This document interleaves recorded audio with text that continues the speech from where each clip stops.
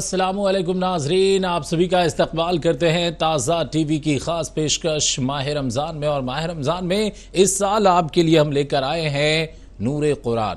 آج جبریل international school کی جو طلبہ ہیں وہ آپ کے سامنے تلاوت کریں گی۔ آج تہمینہ علی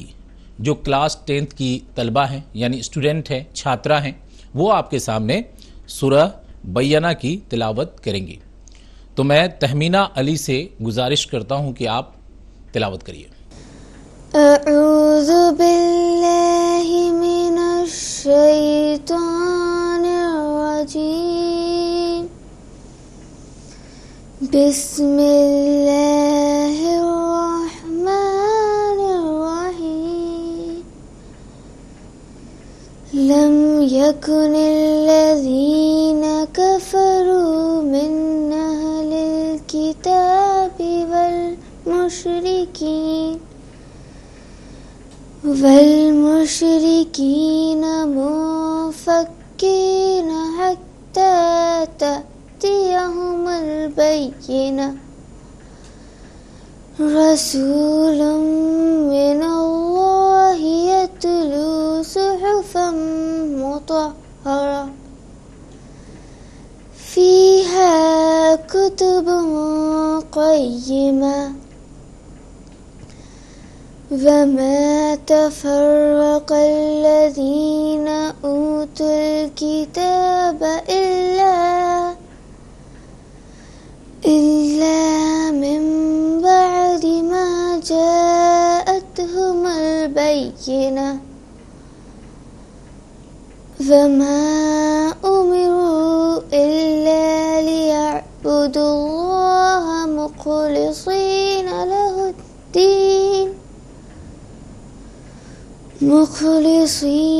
له الدين حنفاء ويقيموا الصلاة ويؤتوا الزكاة،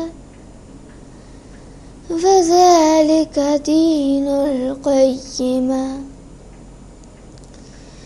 إن الذين كفروا من أهل الكتاب والمشركين في نار جهنم خالدين فيها، أولئك هم شر البرية، إن الذين آمنوا وعملوا الصالحات أولئك هم خير البرية،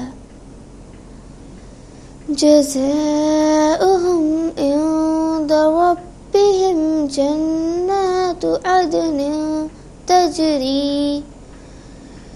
تجري من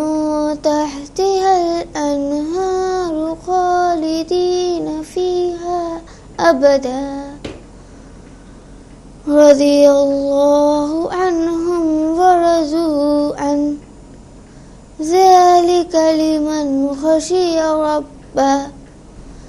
صدق اللہ العظیم۔ اہل کتاب اور مشرکین میں سے جنہوں نے انکار کیا وہ باز آنے والے نہیں ہیں جب تک ان کے پاس کھلی ہوئی نشانی نہ آ جائے، یعنی اللہ کی طرف سے ایک رسول جو پاک صحیفے پڑھ کر سنائے، جن میں صاف احکام لکھے ہوئے ہوں،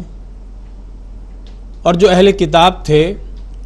وہ کھلی ہوئی نشانی آ جانے کے بعد ہی اختلاف میں پڑے، حالانکہ ان کو بس یہی حکم دیا گیا تھا کہ وہ اللہ ہی کی عبادت کریں،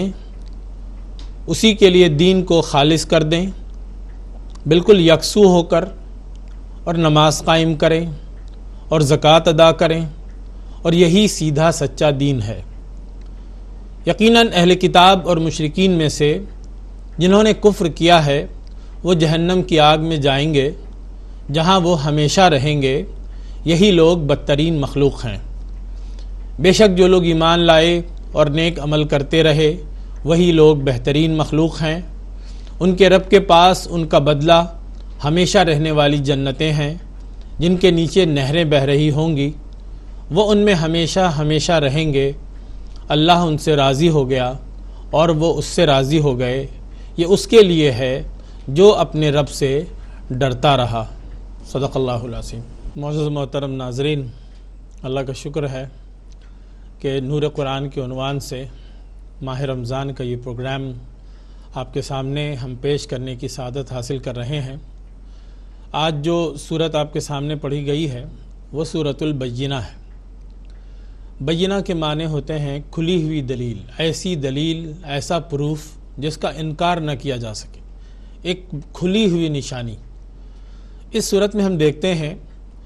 کہ اللہ کے رسول صلی اللہ علیہ وسلم جب مکے میں لوگوں کو دین کی دعوت دے رہے تھے، اور یہ دین کی دعوت نبی پاک صلی اللہ علیہ وسلم نے اپنی زندگی بھر دی، مکے میں بھی دی اور مدینے میں بھی دی، تو ان کو دعوت کے وقت جو سامنے والوں سے جو ان کے اشکالات تھے، ان کے جو سوالات تھے، جو وہ ان سے کر رہے تھے، جس طرح کے اعتراضات تھے جو کیے جا رہے تھے، ان میں سے ایک اہم اعتراض کا یہاں پہ ذکر ہے۔ اللہ تبارک و تعالیٰ نے اس صورت میں بتایا ہے کہ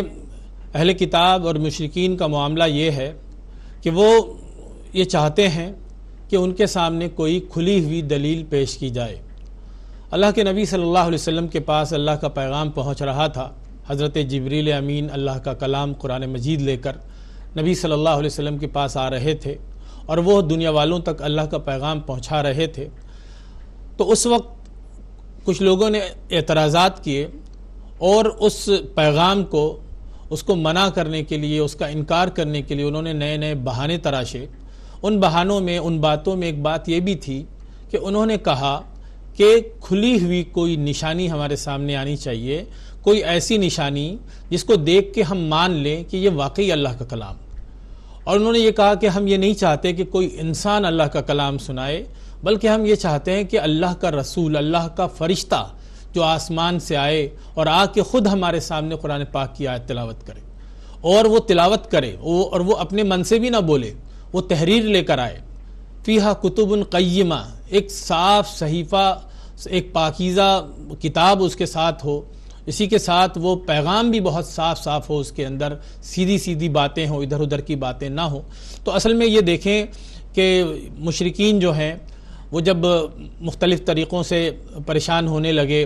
اور قرآن کا انکار نہیں بنا ان سے، تو انہوں نے اہل کتاب سے رابطہ کیا، یہود اور نصارہ سے رابطہ کیا، کیونکہ ان کے پاس بھی کتاب تھی، وہ بھی اہل کتاب تھے، اور اللہ کی کتاب تورات ان کے پاس آئی تھی اور انجیل ان کے پاس آئی تھی۔ تو ان لوگوں نے ان کو یہ بہانہ بتایا کہ آپ یہ سوال کیجئے کہ ہم چاہتے ہیں کہ جس طرح موسیٰ علیہ السلام کو الواح عشرہ دیا گیا، تورات دیا گیا، لکھے ہوئے احکامات دیے گئے، اسی طرح آسمان سے لکھی ہوئی کوئی کتاب ہمارے سامنے آنی چاہیے، ورنہ ہم اس کو نہیں مانیں گے۔ اللہ تبارک و تعالیٰ نے قرآن پاک میں اس کا ذکر کیا ہے اور فرمایا ہے یسألک اہل الکتاب ان تنزل علیہم کتابا من السماء، کہ اہل کتاب جو ہیں وہ چاہتے ہیں کہ ان کے اوپر آسمان سے کوئی الگ کتاب اتاری جائے۔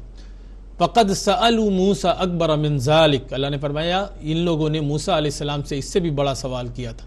فقالوا ارنا اللہ جہرتاً، انہوں نے ان سے کہا تھا کہ ہم کو اللہ کو دکھاؤ، کھلی آنکھ سے ہم اللہ کو دیکھنا چاہتے ہیں۔ فأخذتهم الصاعقۃ بظلمهم، پھر ان کے ظلم کی وجہ سے ایک بجلی نے ان کو پکڑ لیا تھا اور وہ سارے کے سارے ہلاک ہو گئے تھے۔ تو یہاں پہ ہم دیکھتے ہیں کہ اللہ تبارک و تعالیٰ ارشاد فرماتا ہے سورہ بینہ میں لم یکن الذین کفروا من اہل الکتاب والمشرکین منفکین حتی تأتیہم البینہ، کہ اہل کتاب اور مشرکین جو ہیں یعنی یہود و نصارہ اور کفار مکہ بالخصوص قریش، اس دور میں نبی صلی اللہ علیہ وسلم کی جو مخالفت کر رہے تھے، وہ چاہتے تھے کہ وہ ان کے سامنے ایک کھلی ہوئی کتاب پیش کی جائے، ایک کھلا ہوا معجزہ پیش کیا جائے۔ یہاں مشرکین اور اہل کتاب کے اس گروہ کا ذکر ہے جو اسلام کی اندھی مخالفت میں مبتلا تھا، مگر سارے لوگ ایک جیسے نہیں تھے۔ اسی لیے یہاں پر ہم دیکھتے ہیں کہ اللہ تبارک و تعالیٰ نے کہا من اہل الکتاب، یعنی اہل کتاب میں سے کچھ لوگ، والمشرکین، اور مشرکین میں سے کچھ، سارے کے سارے اندھے نہیں تھے اور سارے کے سارے اس طرح مخالفت نہیں کر رہے تھے۔ اسی لیے ان میں سے بعض لوگوں نے بعد میں اسلام قبول بھی کیا اور پھر اس کے اچھے داعی بھی بنے۔ تو ان کا مطالبہ تھا کہ کوئی کھلی ہوئی نشانی ہمارے سامنے لائی جائے، جس کو ہم خود دیکھیں اور خود فرشتہ اتر جائے آسمان سے اور اس کے اندر کتب قیمہ، سیدھی سیدھی باتیں ہوں، ادھر ادھر کی باتیں نہ ہوں، اور سیدھے سیدھے جو قطعی اور واضح احکامات ہیں جیسے تورات میں لکھ کر دیے گئے تھے اس طرح ان کو دیے جائیں۔ تو اللہ تبارک و تعالیٰ نے اس کا جواب یہاں دیا اور مشرکین کے بجائے اہل کتاب کی طرف نظر کر کے دیا اور فرمایا وما تفرق الذین اوتوا الکتاب الا من بعد ما جاءتهم البینہ۔ یہ مطالبہ چونکہ اہل کتاب کی طرف سے تھا اس لیے جواب بھی ان کا لحاظ رکھ کے دیا گیا، اور ارشاد ہوا کہ ان کو ان کی خواہش کے مطابق اگر معجزہ دکھا بھی دیا جائے جب بھی یہ ماننے والے لوگ نہیں ہیں۔ کیونکہ حضرت موسیٰ علیہ السلام نے ان کو بہت سارے معجزات دکھائے تھے۔ ہم جانتے ہیں کہ اللہ تبارک و تعالیٰ نے حضرت موسیٰ علیہ السلام کو بہت سارے معجزات دیے تھے۔ وہ جب فرعون کے دربار میں گئے تو وہاں بھی اپنی عصا کو لے کر گئے تھے، ان کی لاٹھی جو سانپ بن جاتی تھی، اور چمکتا ہوا ہاتھ ید بیضہ لے کر گئے۔ بعد میں بھی بہت سارے معجزات بنی اسرائیل نے اپنی آنکھوں سے دیکھے۔ انہوں نے سمندر کا پھٹنا دیکھا، وَإِذْ فَرَقْنَا بِكُمُ الْبَحْرَ، جب اللہ تعالیٰ نے سمندر کو دو حصوں میں بانٹ دیا تھا، فَأَنْجَيْنَاكُمْ، اس سے ان کو نجات دی تھی، وَأَغْرَقْنَا آلَ فِرْعَوْنَ، اور اسی میں آل فرعون کو غرق کر دیا تھا، انہوں نے وہ بھی دیکھا تھا۔ بعد میں اللہ تعالیٰ نے ان کے اوپر من و سلوہ نازل کیا، وَأَنزَلْنَا عَلَيْكُمُ الْمَنَّ وَالسَّلْوَىٰ، انہوں نے من و سلوہ بھی کھایا تھا۔ اللہ تعالیٰ نے ان کے لیے آسمان میں بدلی کا سایہ کیا، وَظَلَّلْنَا عَلَيْكُمُ الْغَمَامَ، اللہ نے قرآن میں پاک میں فرمایا وہ جہاں جہاں جاتے تھے بدلی ان کے ساتھ ساتھ چلتی تھی۔ اسی کے ساتھ اللہ تبارک و تعالیٰ نے ان کو 12 چشمے عطا کیے، فَانْفَجَرَتْ مِنْ حُسْنَتَا عَشَرَةَ عَيْنًا، قرآن پاک میں اللہ نے کہا کہ 12 چشمے جن سے پانی نکل رہے تھے۔ اتنی ساری نشانیاں دیکھنے کے باوجود انہوں نے بچڑے کی پرستش کی اور خدا کی بات نہیں مانی۔ اللہ نے فرمایا یہ وہ لوگ ہیں جن کے سامنے بہت دلیلیں پیش کی جا چکی ہیں مگر یہ بات ماننے والے لوگ نہیں ہیں۔ موسیٰ علیہ السلام نے ان کو بہت سارے معجزات دکھائے تھے جو ان سے پہلے کسی قوم کو نہیں دکھائے گئے۔ تو یہ چونکہ اہل کتاب کے سوالات تھے اور محض ان کے حسد کی وجہ سے تھے، ان کی دلی خواہش تھی اصل میں کہ قریش میں مبعوث ہونے والے آخری نبی کو وہ تسلیم نہ کریں، وہ آخری نبی کا انتظار کر رہے تھے۔ مگر جب ان کی بعثت بنی اسماعیل میں ہوئی بنی اسرائیل کے بجائے تو یہ بات ان کو بہت بری لگی اور انہوں نے کھل کے نبی پاک صلی اللہ علیہ وسلم کا انکار کیا۔ ہم دیکھتے ہیں یہاں اللہ تبارک و تعالیٰ فرماتا ہے کہ وہ لوگ جنہوں نے کفر کیا ہے، جنہوں نے کفر کا ساتھ دیا ہے اور جو حق ماننے کو تیار نہیں ہیں، اللہ نے ان کے بارے میں فرمایا کہ وہ ابلیس کے ساتھی ہیں، وہ اولئک ہم شر البریہ، وہ دنیا کی بدترین مخلوق ہیں۔ قرآن پاک میں اللہ تبارک و تعالیٰ نے اس سے پہلے ہم نے سنا سورہ 3 میں فرمایا کہ ہم نے انسان کو لقد خلقنا الانسان فی احسن تقویم، کہ ہم نے ان کو انسانوں کو سب سے بہتر طریقے پہ پیدا کیا۔ لیکن انسان جب اپنی اس عزت کی قدر کرتا ہے، اپنی اس حیثیت کو پہچانتا ہے اور اللہ کی بندگی کرتا ہے تو پھر اللہ تعالیٰ اس کی عزت بڑھاتا ہے، جس کا ذکر اللہ تعالیٰ نے یہاں فرمایا اور کہا کہ اولئک ہم خیر البریہ، وہ دنیا کی بہترین مخلوق ہیں۔ لیکن جب انسان اللہ کی بات نہیں مانتا، انسان شیطان کی بات مانتا ہے، انسان نفس کی خواہشات کی بات مانتا ہے تو پھر اللہ تعالیٰ اس کو اسفل السافلین میں بھیج دیتا ہے اور اس کے بارے میں ارشاد ہوتا ہے اولئک ہم شر البریہ، کہ یہ دنیا کی بدترین مخلوق ہیں۔ معزز ناظرین، انسان کی قدر و قیمت مال و دولت اور نسل و خاندان سے نہیں بلکہ اس کے ایمان و عمل اور عقل و اخلاق سے ہوتی ہے۔ اللہ کے نزدیک یہی لوگ معزز و محترم اور قابل قدر اور بہترین مخلوق ہیں۔ اسی لیے اللہ تبارک و تعالیٰ نے قرآن پاک میں ارشاد فرمایا کہ ان الذین آمنوا وعملوا الصالحات، کہ جو ایمان لاتے ہیں اور عمل صالح کرتے ہیں وہی بہترین مخلوق ہیں۔ اور آخری آیت میں اللہ تبارک و تعالیٰ نے یہاں ارشاد فرمایا ہے جزاؤہم عند ربہم، کہ ان کا جو بدلہ ہے ان کے رب کے پاس وہ جنات و عدن، وہ ایسی جنتیں ہیں جو ہمیشہ رہنے والی ہیں، تجری من تحتہا الانہار، اس کے نیچے نہریں بہتی ہیں، خالدین فیہا ابدا، ایک بار جب وہ وہاں چلے جائیں گے تو وہاں سے ان کو کوئی نکالے گا نہیں، رضی اللہ عنہم ورضوا عنہ،